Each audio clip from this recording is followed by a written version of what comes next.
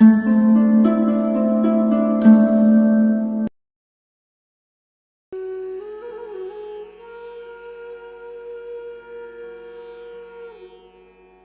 છોકરો હતો.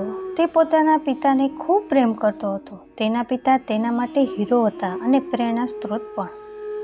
પુત્ર તેના પિતાને ખૂબ ખુશ કરવાનો ઈચ્છા રાખતો હતો અને તેના માટે ઉપાય શોધતો હતો. એક દિવસ તેને લઈને એક હોટલમાં ગયો, કારણ કે તેને યાદ હતું કે તેના પિતાને બહારનું ખાવાનું ખૂબ પસંદ હતું. તેના પિતા ખૂબ ઘરડા અને કમજોર હતા, પરંતુ છોકરાને તેની સાથે જૂની વાતો યાદ કરીને જીવવાની ખૂબ ઈચ્છા હતી. તેના ચહેરા પર ખુશી જોવા ઈચ્છતો હતો. તે બંને હોટલમાં પહોંચી ગયા તો ત્યાં ધીમે ધીમે વાગતું સંગીત અને મધ્યમ રોશની મનને ગમી ગઈ હતી. ઘણા બધા લોકો ત્યાં બેઠા હતા. તેના પિતા માટે તે સાંજ અદ્ભુત હતી. તેની ખુશી તેના ચહેરા પર દેખાતી હતી. જ્યારે ખાવાનો સમય થયો તો તે ગભરાઈ ગયા અને હાથ ધ્રુજવા લાગ્યા.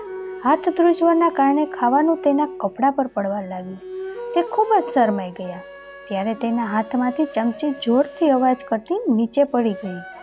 આજુબાજુના લોકોનું ધ્યાન તેના તરફ ચાલ્યું ગયું અને બધા તેને જોવા લાગ્યા.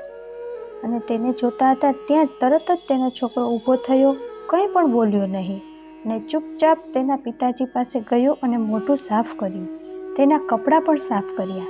પછી તેને તેના હાથથી ખવડાવવા લાગ્યો. પિતાજીએ કહ્યું, મને માફ કરી દે બેટા, આજે મારા કારણે તારે શરમથી નીચું જોવું પડ્યું.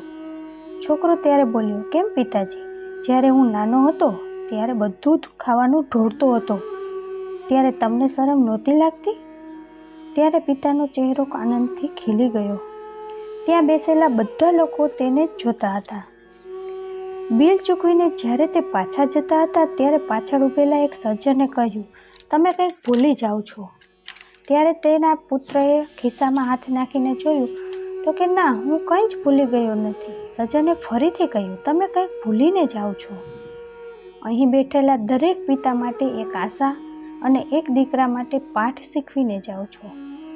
બાળકો એ મા બાપની આશા હોય છે. તેની આશા ઉપર હંમેશા ઉપર અને નીચે ઊભા રહેવું જોઈએ.